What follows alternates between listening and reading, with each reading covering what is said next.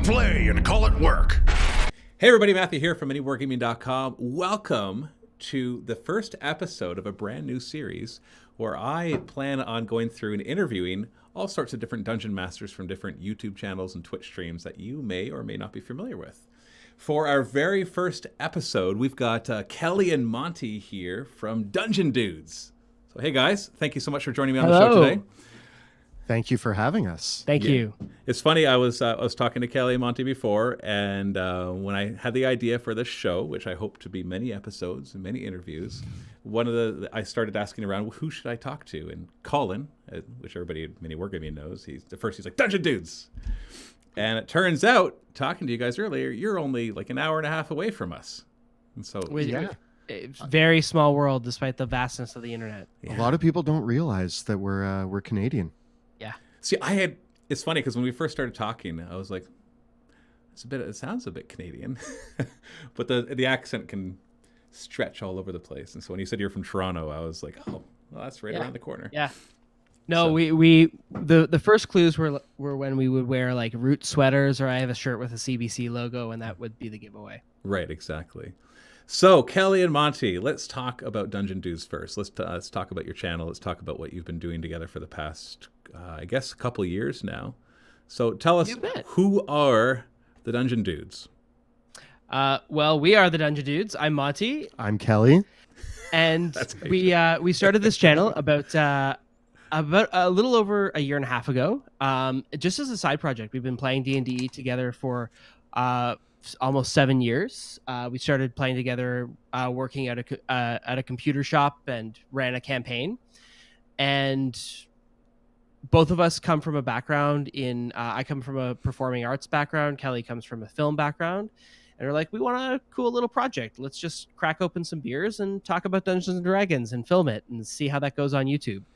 Yeah. And in the past year and a half, I mean, it's really been incredible to just be able to hang out, talk about something that we love, and it's kind of started to grow and turn into something really cool. And now we get to do like live streams and come up with really cool ideas for episodes. And really, this just started as us enjoying the game so much that we wanted to share that passion with other people, and it's been really rewarding so far.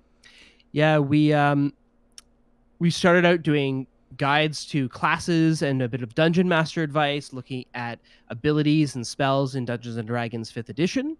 And as our channel started to grow, we saw people asking more and more, your advice is really good, but can you talk the talk, but can you walk the walk? And so we explored the options and started our live stream show. So we do our regular episodes with lots of good advice, lots of good discussion, I hope. And then we also and then we also stream on Twitch, which then moves over to YouTube as well in our first live campaign, which is Dungeons of Drakkenheim, where I'm DMing that one. Both Kelly and I DM our own campaigns. Kelly plays in mine. I occasionally play in Kelly's, and we have a stable of players and D&D grandchildren and splinter groups that have been players that played with us and now have their own campaigns elsewhere. So we really love sharing the hobby in a wide way, and I think that that's just an extension of how our network of D&D players and groups grew up within our own social circle, and this actually feels like a logical extension of that. Yeah. Awesome. Now, assuming you had a good dungeon master, what would you prefer, being the DM or being a player? I unequivocally prefer DMing. I actually find being a player a bit of a frustrating experience myself personally. I'm the type of person that I get about 30 minutes into a movie and I look up the ending. When I read a novel, and I read a lot, I usually get about a good amount in, and then I'll go read the last chapter. Oh, you're just like my wife. You're just like my wife. Drives me nuts. I'm like, how do you enjoy the rest of the story if you know how it ends? And she's like, because then I'm not worried about how it ends. I can just enjoy it. I like to enjoy how things come together. Right. And I love creating worlds and exploring those things. And very much for me, I get a lot of satisfaction out of the interactiveness. And for me, for some reason, I think it's a combination of the fact that I'm a bit too much of a meta gamer and a power gamer when I'm on the other side of the screen. So That's keep all true. that out of the way. And yeah, when I played for some of Kelly's campaigns, I was really harsh on him as a new DM. Oh, when I was a learning. brand new DM, Monty poked holes in every situation that I presented to him. It taught me very quickly how to be a good DM. For me personally, though, I actually I prefer being a player. There's aspects of being a DM that I really, really enjoy. I myself enjoy writing. I have a very vast imagination, and I really like to explore that with DMing. But I could find that a little stressful sometimes. So for me, DMing is something that when I do that, I put a lot of effort into. Whereas when I'm a player, I still put effort into it. But for me, it's much more fun and relaxed. I just get to focus on what kind of character am I going to play? What's their personality like? What quirks am I bringing to the table? And I really just get to focus on kind of that interplay between me and the other people at the table. So instead of focusing on 100 things, I feel like I'm just focusing on one person and what they're up to and how they're going to add to that world. So I've always enjoyed being a player. I took the mantle of being a DM because there were so many people that we knew who wanted to play, and I knew that I had it in me to be a DM, so I started down that road.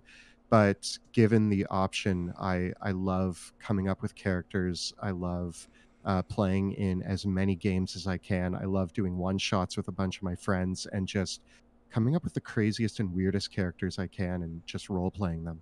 Yeah. In contrast, I love coming up with crazy and weird worlds. I spend a lot of time when I can doing creative writing, riffing on ideas. I read a lot of fantasy novels as well, and I think that reflects through my DMing. I think that for my number one tip for any dungeon master, I think, is just start reading more books. Dungeon mastering is very much a literary and an oral medium, and a lot of dungeon masters draw inspiration from movies and video games, but only a book will teach you how to use words. You can look at a movie and you can watch a movie and you can have your imagination fired by the scenes that you see in that, but the movie doesn't tell you how to turn that into words. Right. But a book does. And I really recommend that for anyone interested in being a dungeon master and looking for the number one way to improve your dungeon mastering skills, I think reading more books will give you more of a vocabulary and more of a language. And for many people, what is inspiring about dungeon masters that is often understated is, oh, they're all such good actors, they're such good performers, the voice acting they do. But we forget that oftentimes it's the evocative words that paint that picture in our minds that are so key to that. And the only way that muscle gets flexed, to me, is by reading a lot of good books and reading a lot of good novels and going back through and making sure that you've read your H.P. Lovecraft and that you've read your Ursula K. Le Guin and that you've read your Terry Pratchett and that you've read your Tolkien, of course. And it's a lot of fun for yourself to get to read that if you have the time to. Mm-hmm. I think I heard once, I can't remember which writer quoted that, or was quoted to say this, that if you don't have time to read, you don't have time to write. Yeah. Or something like it's that. Like garbage in, garbage out. Right. Is another way of looking at it. And the wonderful thing about reading more is that reading more helps improvise, because if you've read more books than your players, you will recognize situations that you've read about in books, and you can just use the novel as a template for your improvisation. And so time and time again, my players don't realize that, oh, you're actually playing through this one short story from The Dying Earth. You don't realize it because you've never read that story, but that's what's happening right now. I'm just recalling my memory of that short story. Exactly. No, that's great. Now, here's a question then.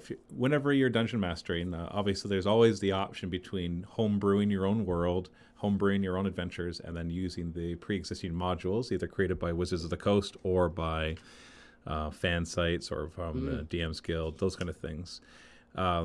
I know that in general, most DMs will talk more favorably about homebrewed, but how do you see the interaction between those two, homebrewed versus pre-written modules, in your own DMing and your own playing and just in general? For me personally, when I started DMing, I took on the idea of doing an entirely homebrew campaign, and I got a couple months into it, and it was my first time ever being a DM, and I realized that I had put endless hours of work into writing, I think, like an 80-page document for myself about this entire world, and I still had no idea where everything was going, and I realized I'd bitten off way more than I could chew without ever having read a pre-written module. So I kind of told my players at that time, I said, I don't really know what I'm doing right now, guys, so I'm going to set that aside and I'm going to run something pre-written. And what I actually found was the pre-written, I started off running it by the book, but then I started to notice little things within the pre-written modules that would be a paragraph here and there that would hint at something that I said, oh, I want to elaborate on that. And then my homebrew would start to come out, and my imagination would start to create its own little worlds and little NPCs. And actually, some of the things that I created myself within a homebrew or within a pre-written setting ended up actually being the most memorable parts of my campaigns. So for me, I actually really love the pre-written modules because they don't need to be run as if they're a Bible that you need to read word for word and say word for word to your players. They can be used as great inspiration for your imagination to start filling in all of these gaps. And it's actually a great way to start off homebrewing, is to add little chapters in here and there, little one shots into your pre-written module. And then once you kind of have a grasp on the flow and your players, you kind of graduate to just homebrewing. And I think that's a good way to go. And people shouldn't be afraid to look at the pre-written modules because there's a lot of room for expansion and imagination within them.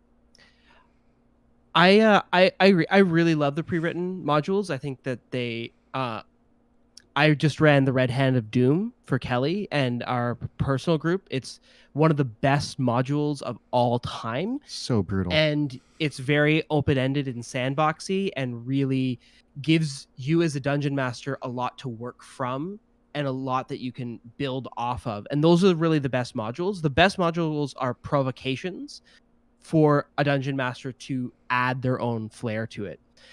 I think with homebrewing, the biggest pitfall with homebrewing is many dungeon masters, especially new dungeon masters, feel that homebrewing a campaign is the same as writing a novel or a script or a movie, and think that their ideas have to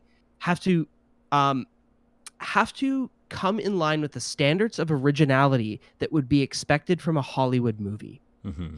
And that's not true. The reality of it is that Dungeons and Dragons is a role-playing game. It's a fundamentally different form of media compared to a movie or a book.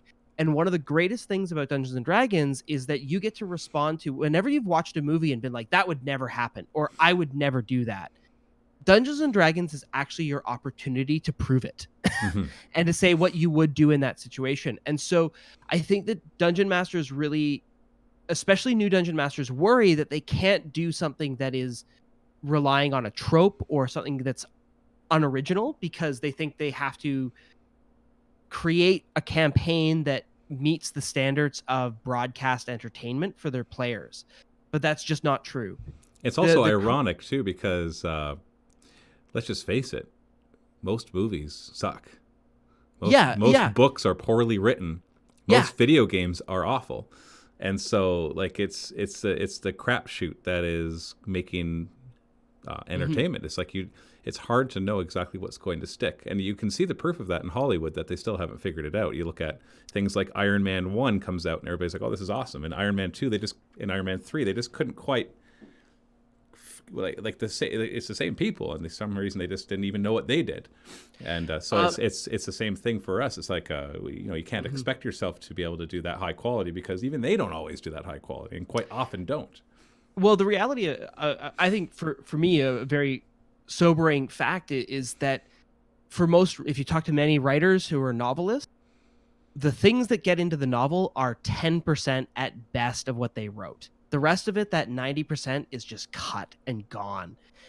And so it's okay as a dungeon master to copy and steal and rely on things that you read in books and movies and rearrange those and make a collage, and not comparing your work to the work of that is published. Don't compare yourself to Matt Mercer. Don't compare yourself to Lord of the Rings. Don't compare yourself to the Marvel universe, because in a lot of cases you're seeing experienced people at their very best. And if you're gonna write a play and you're gonna compare your first play to King Lear by William Shakespeare, I'm sorry, but that was like, or that was written by someone at the peak of their career and was their best work, of someone who wrote 50 plays. And I will even say, on the note of William Shakespeare stole basically all the ideas for all of his scripts, even if he actually existed, which it might have been a group of people pretending to be one person. Most of William Shakespeare's best plays were completely ripped off wholesale from other writers of the time, at a time before there was copyright law to stop people from doing it. And he just made them great. Like, he just put his flair on it and said, no, I'm going to tell the story of Romeo and Juliet my way. I'm going to tell the story of the War of the Roses my way. So find a story that you love that maybe you think could have been better, and tell it your way as a DM. And then your players are going to make it even more different. And so even if your campaign, the concept for your campaign is just a complete ripoff of Game of Thrones, the result is not going to be that. And maybe they want to play a character that's like something in Game of Thrones. That actually brings me to my next question. I know you're about to jump in there, Kelly. So here's one to kind of add to that. What do you feel are the role of tropes in your DM writing? I love tropes. I think that using them in your campaign is great. So either if you're stealing something that you've seen many times before and putting a fresh coat of paint on it to make it fit into your world, one of two things is going to happen. Your characters won't recognize the fresh coat of paint, and you're going to see something new and interesting that you've never seen from that trope before. Or they are going to recognize it, and they get to play in this sandbox that they've seen a million times before, and they get to do it their way. So either way, I find that it's a win-win. Yeah. There's no real downside to using this. We actually, I think some of the best moments is when we're playing D&D and all of a sudden something happens that we all start to kind of realize is some sort of pop culture reference that we didn't understand was there at first, and then we're all laughing about it, we're having a great time about it, and then we either build on that, or if we miss it entirely and Monty's the DM, he just kind of runs with it and watches us unfold that story, and it's still really interesting. So I think there's no reason not to use classic tropes in your D&D settings.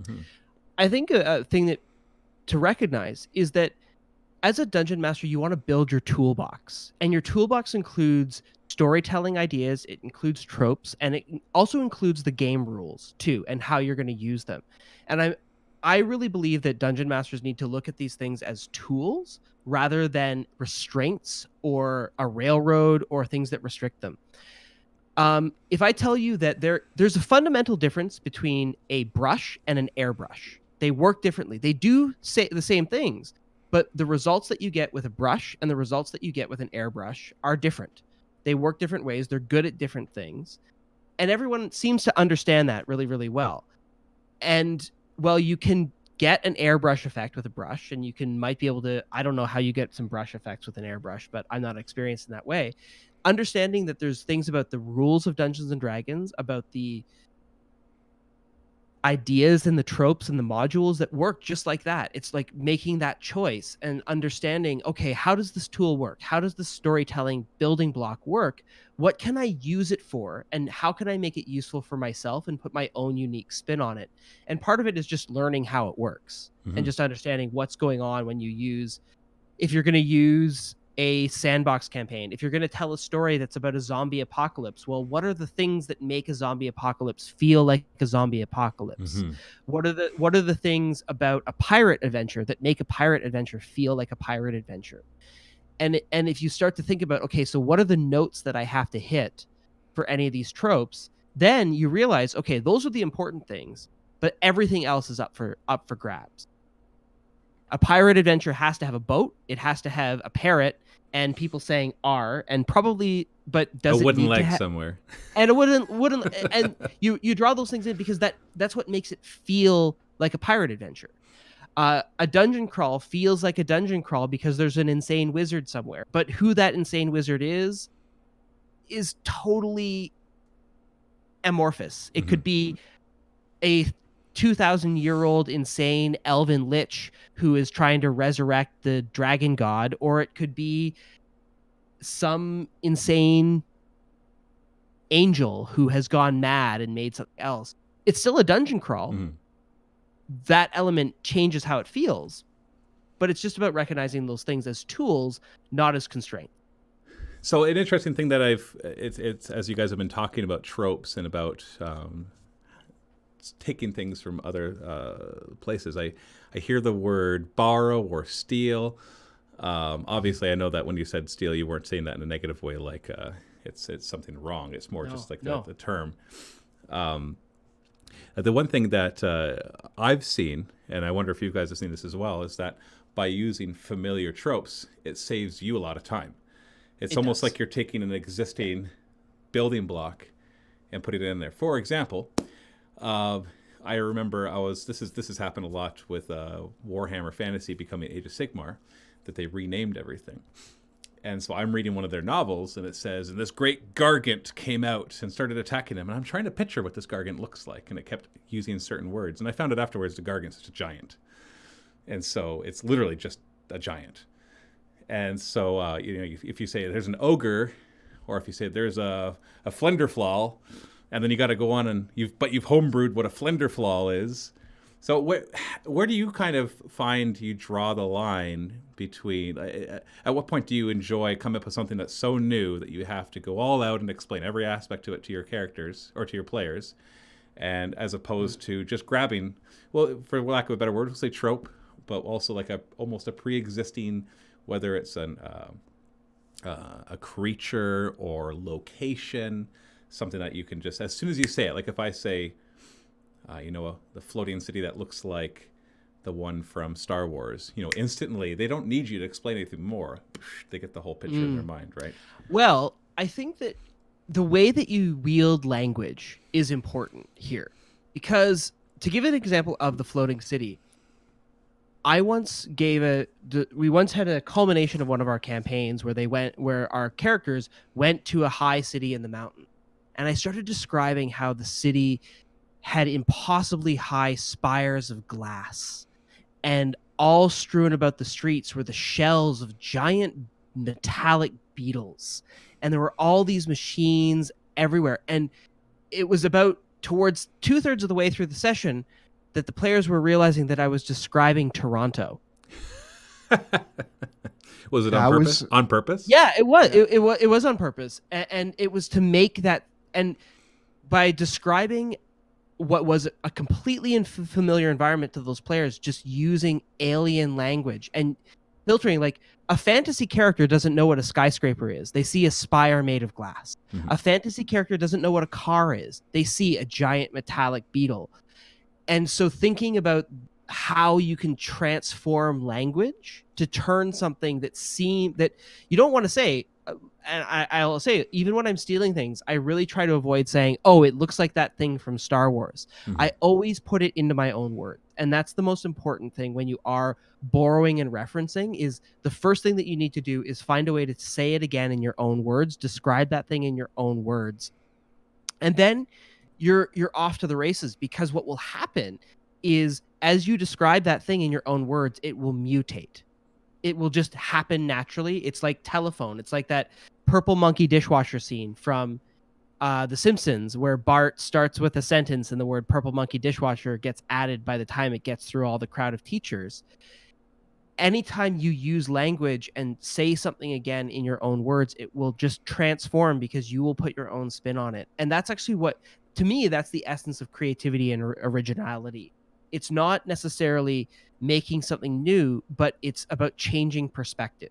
And once you realize that you can use any trope, but once you put it in your own words, it's now your own thing.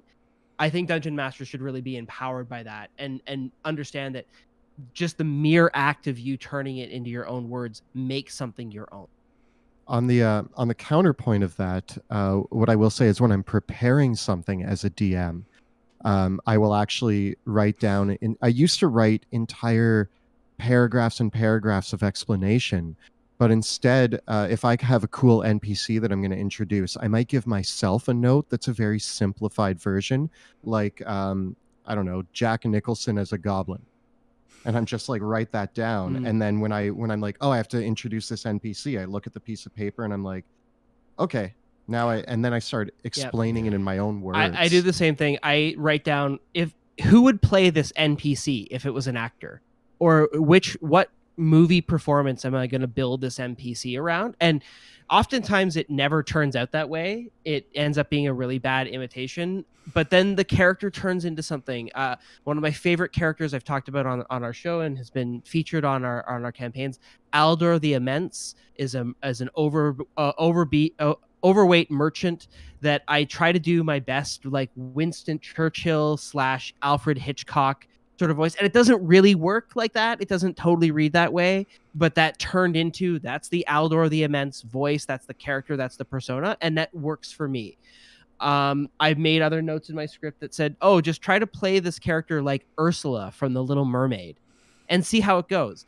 And that's another really profound thing in prepping your games, is that while the modules are great and I totally recommend them, don't make your own notes like a module, because that's the wrong way to go about it. A module is an instruction for an instruction set for another set of people. You only need to write down in your own notes how much you need. And if you're writing out pages and pages of prose description, I guarantee you're doing too much unless you plan to actually read that word for word. And I have done it with, like, if I have an important description, I will write it out and say, I'm just going to read this. It's my own words. That's fine.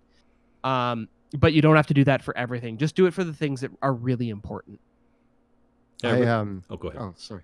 I was going to say that that's probably the biggest lesson that I ever learned in my path as a newer DM. I'll say I've only been DMing about 4 years now. And when I started, like I said, I started off writing that 80-page document thinking that I needed everything to be known before my players said yes or no to it.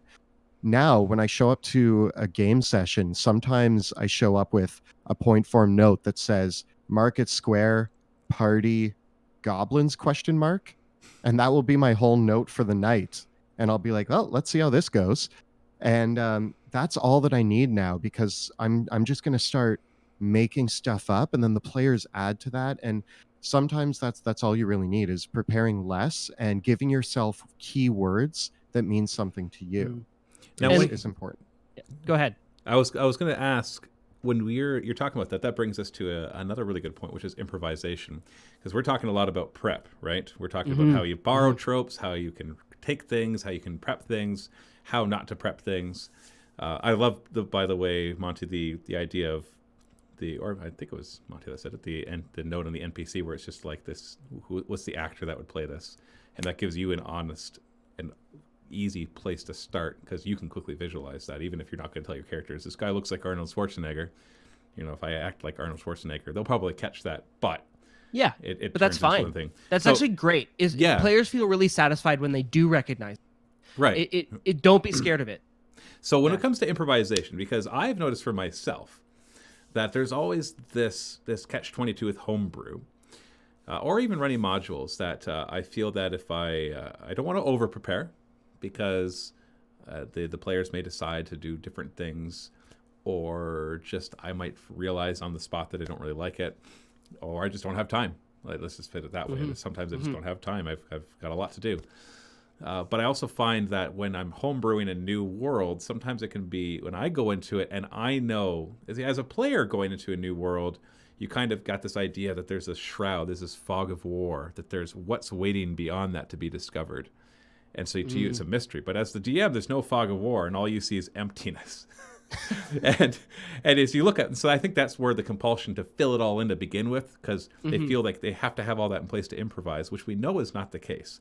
So what would be your tips? You've already given one, which is make sure you read lots of books. But Yep. what would be both your tips for being able to run a lot of improv in a session to be able to fill those gaps that you are just not going to be able to have time to prepare, are not going to know to prepare, or just simply don't want to prepare at the time? Where would you fill that? My starting point is trust your own experience. And if you need to think in the moment, it's okay to stop, think for a moment, and find something in your own experience that you can just grab and pull from there. I think of it like I prep a lot of my notes as Excel spreadsheets because those to me are useful improv prompts. When improv performers practice, they practice prompts. There was this great tradition. You're probably familiar with the Harlequins of Warhammer 40K. Well, they're directly pulled from the Commedia dell'arte performers of the Italian Renaissance. And the strategies that they used as performers in improving they would improvise entire shows for a live audience. And the way that they did that was that they had a good understanding of a variety of situations that they had prepared. And they knew as performers, okay, this situation is starting to feel like an argument between a couple. And because they'd experienced that before, they kind of prepare. They would just pull out the dialogue that they'd rehearsed before. Now they had the benefit of his experience and planning, but it's almost like, to me, it's like you have to prepare to improvise. And that's the weird thing is like the critical skill, and it is a skill that has to be learned and developed. And it's I think the best skill to learn as a DM is learning how to create notes and to create preps that are prompts for improvisation rather than giant notes of world building and lore that read like something you could find in a published book. And identifying what are things that are, oh, that's a really good prompt. Like if I watch a movie, like straight up, the Battle of Helm's Deep is like the archetype for any siege encounter. So you know that if you have your party, if somehow they've ended up in a siege situation, oh, well, just think of like what were some of the things that happened there and just use those as your prompts. And that will pull you from there. So try to think about a similar, when your players take you down a direction you weren't anticipating, there's still probably something in your own experience that you can be like, okay, what does this feel like right now? What is this thing that's happening? And what can then I use as a prompt as a little bit of structure in the moment to help the improvisation? And what were the complications that happened in that situation? And pull from that. It is a skill, and it's not something that like you'll get from day one. But after you've been DMing for a couple of years, after you've read a bunch of books, feel comfortable to do that. Feeling comfortable to do that is half the battle. For myself, when I think about the worlds that I'm creating, and there is that emptiness outside of what I've created, the thing that scared me the most is my players discovering that emptiness. And if they got to the edge and I had nothing prepared, I've seen people post online saying things like, my players derailed my whole campaign. They were supposed to go to the town, but they went wandering into the forest, and now the whole campaign's ruined. And I always read those and I say, well, why did you let that happen? Not necessarily in terms of railroading, but the idea is that the players don't know what exists outside of what you've shown them. So if your notes are saying that you're trying to present maybe they need to go up a mountain to find a treasure, and the party seems not interested, and they're like, well, no, this creepy woods that you've discussed, we want to go in there. All you really have to do as a DM is say, okay, well, I'm going to take some of the aspects of the mountain and the treasure and just move that to the forest.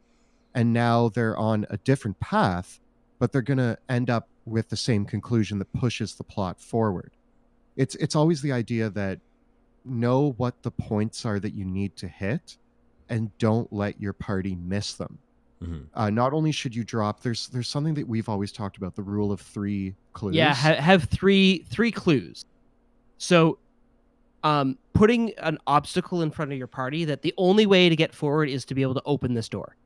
And there's no other way the story can progress unless they open this door. or the only way to find the murderer is this really prescribed way that you've designed in your mind that is like a puzzle that has to be solved by the players. It's kind of like realizing that you don't have to stick to your own notes, and you can then reshuffle them behind the scenes, and hopefully it makes sense. Sometimes it doesn't. I think the one of the symptoms of streaming that I've experienced is that I'm very loosey-goosey in the moments about my notes, and I'm okay with reshuffling things behind the scenes so that things can move forward and make sense. And that's how I respond to the unanticipated. Is I'm like, okay, so they're not going in this direction. I wasn't planning on this going at all. So I'm going to just change a couple details and change a couple names, file off a couple serial numbers, and move forward. And that I now find that once we started streaming, I now have to go back and watch the old episodes to make sure that I haven't written myself into a hole, because now I am accountable to an audience and not my players. Because the great thing about just a regular D&D game is that if you have a plot hole, if you write yourself into a plot hole, you can fix it by just saying to your players, I kind of wrote myself into a plot hole here. Can we just kind of like smooth this out? And as embarrassing as you might feel that is to do in your head, it actually isn't a huge problem. And players are if you're playing with people who are your friends, they will understand, and it's okay. To say that like your D&D campaign is not going to have the scrutiny of the Marvel Cinematic Universe thrust upon it, and if your players are doing that to you, I feel bad for you. I actually feel that like people that would do that to a DM are putting a little bit too much scrutiny on them, because the D&D game is way too improvisational, and it will fall apart under that kind of scrutiny. Where do you feel the role of either random generators or pre-made tables for names and situations, all that kind of stuff? Where does that all fit into everything? Do you use those tools at all to come up with names on the spot, encounters on the spot, situations, or do you prefer to have... I guess that's just the question. What are the roles of those for you two? I use them as creative tools in my prep. So many artists throughout history have explored by using chance operations like rolling dice or stacking cards or things like that as a way to reconfigure ideas. And that's what a random table is doing, is it's asking you, okay, well, what if there are orcs in this dungeon? What if this does happen? And it's really just a prompt for you to say, oh, will this make the situation more interesting? For me, I generally... my random encounters are usually an encounter that I planned in advance, that I'm just like, I've got this idea for a thing that could randomly happen, but it's not so much whether or not what's going to happen is random, but when and where is the random part, because I use miniatures and terrain in my games. So like that tends to enforce a little bit more prep on my end of saying I can't, but at the same time, because I have a nice miniatures collection, I've had entire prep sessions for me where instead of using a random table, I actually just open up my drawers of miniatures and be like, who haven't I used in a while? And that's my random generator, is which miniature on my shelf has the most dust on it.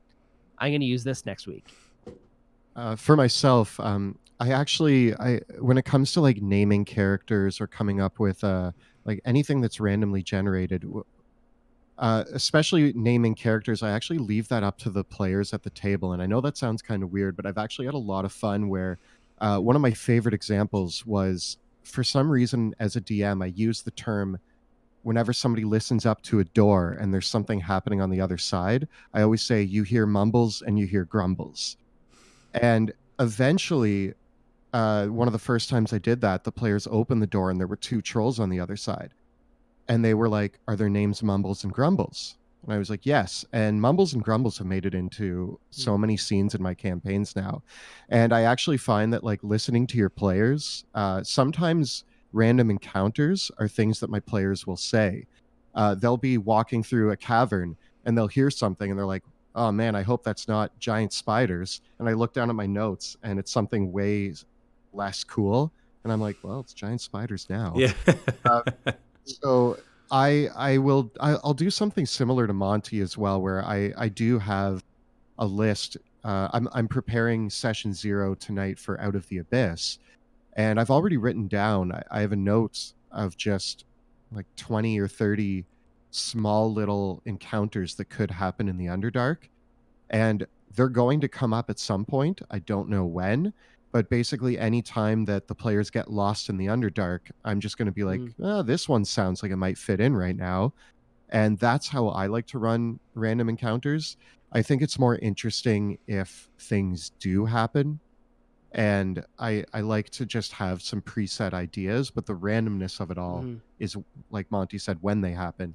And listening to your players' ideas and bringing those into your randomness, I think can change things a lot. And the randomness, one of the big kind of influences on Dungeons and Dragons are pulp detective stories and pulp fiction in general. Not the movie, but the classic pulp fiction. And in those stories, the situation is always escalating. It's always building.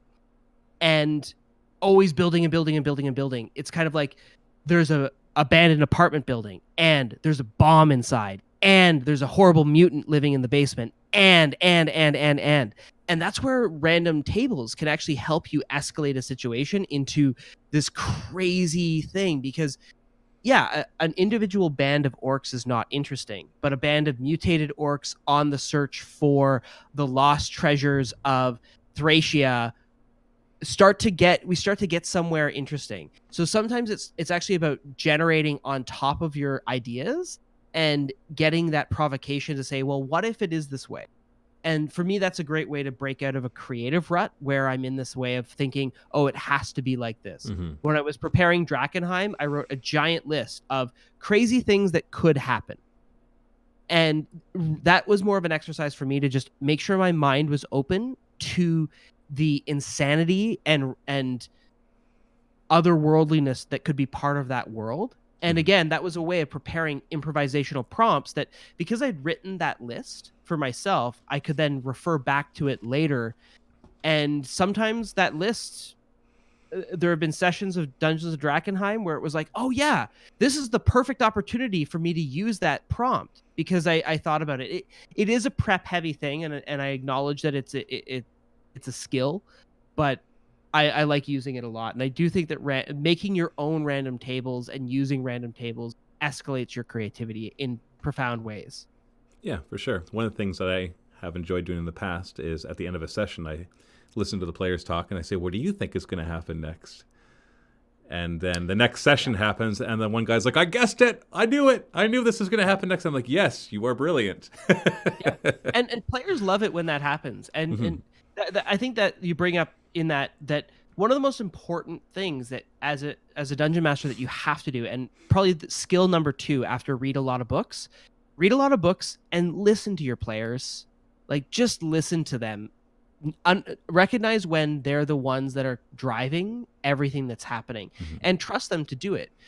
You might be the one that sets the pace of everything, but oftentimes when in doubt, if you are just completely at a loss for prompts, if you don't know what to happen, just be like, so restate the situation that the players are in and ask, what do you do? And then sit back and listen, or ask that question, what do you think is going to happen next? Because your players are responsible for driving the action as much as you are as the dungeon master, and giving them that trust and giving them that power. I know for my campaign, when I'm playing with Kelly, I know that really I just have to play the straight man in the situation. Like, Kelly is going to be the zany one. It's like in a comedic duo, you would always have the crazy zany one and the straight man. And often cases, your players are going to be the one that adds the insanity to the situation, and you don't have to be. You just have to let them go wild. Give them the backdrop.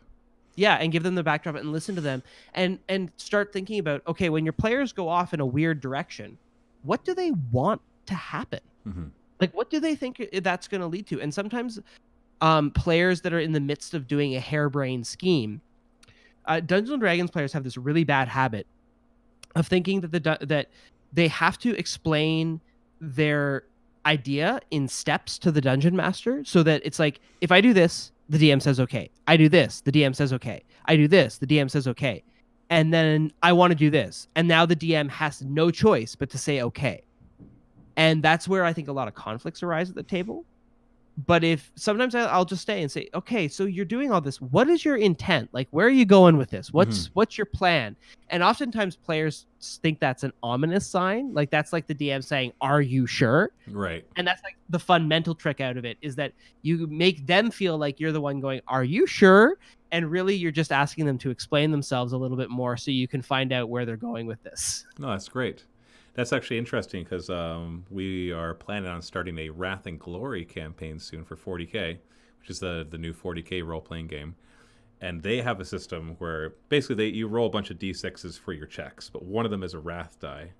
And if it rolls a 6, then something spectacular happens. And if it rolls a 1, a complication happens. It doesn't...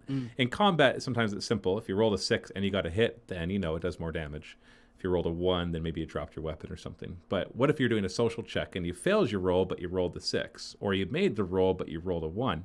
They actually encourage the GM to allow the players to decide what the complication is or what the extra good thing is, and add things into the world that wasn't even there. Like, the example they give is they're trying to get the attention of a shuttle that's leaving.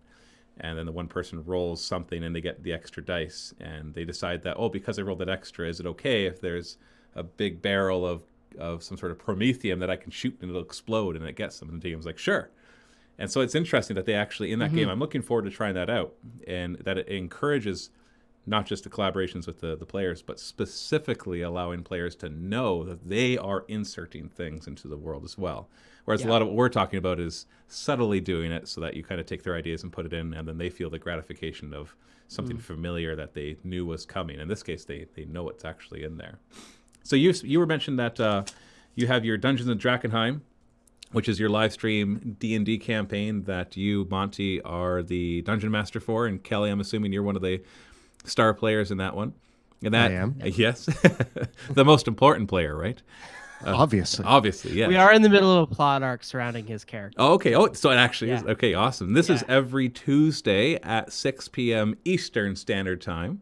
Yeah. And this is on twitch.tv/Dungeon Dudes. That's one thing I forgot to check really quick. Dungeon_dudes. Okay. Yeah. But if YouTube you do is just Dungeon Dudes, but the Twitch is Dungeon_dudes. Yeah, because it was already taken, right?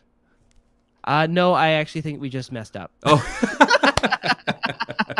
We'll make sure to have links in the description below, or you can just go to twitch.tv and search for Dungeon Dudes. So that's the show every Tuesday at 6 p.m. Eastern Standard Time, running for what, 4 hours, 5 hours, 3 hours? We played for 3 hours. 3 hours? Yeah, it's pretty tight. Yeah. Yeah, awesome. And the other thing that's one of the projects you've been working on lately, besides you got a lot of videos that you put up on your channel, but the one that I've noticed over the past few weeks is the 5 spells kind of series, where you talk about the 5 worst spells, the 5 best spells, the 5 cantrips that you need, all those kind of things. So if you want to check out that fun series, you can go check it out on youtube.com/dungeondudes. I'll be posting links if you're watching this on YouTube in the links below, or from Facebook links below, or wherever links are, or you can just see that over there. There's a link underneath these 2 fine-looking gentlemen. But our time is up, so thank you so much for joining us today. One last piece of advice, just like a 1 or 2 sentence piece of advice for players or DMs. What would it be? We'll start with you, Kelly. Well, I'm going to say that no matter what, don't get bogged down by all the crazy things. Like we have over 100 videos now explaining rules, and some people see that and say, well, that's a lot of rules. But don't worry about that. The game's about having fun. The game's about your imagination, and it's about being with friends. And so if you focus on that, just have a good time. Awesome. Monty? Just to echo that a little bit, the people that you play with should be your friends. There should be a lot of trust at the table and camaraderie, and the acknowledgement that you're all just here to play fun, have fun pretending to be elves. And so there's no need to be pretentious about what's going on. It is an absurd thing. It is a fun thing, and it is meant to be a game, so have fun with it. And know when you want to take it seriously and when you need to step away from it. And it will always continue to satisfy you and fire your imagination for years to come. Awesome. Well, this is Kelly and Monty with the Dungeon Dudes. Thank you so much for watching. Stay tuned for more interviews of other Dungeon Masters and other YouTube channels. I'm Matthew from MiniWarGaming. Happy role playing. Thank you.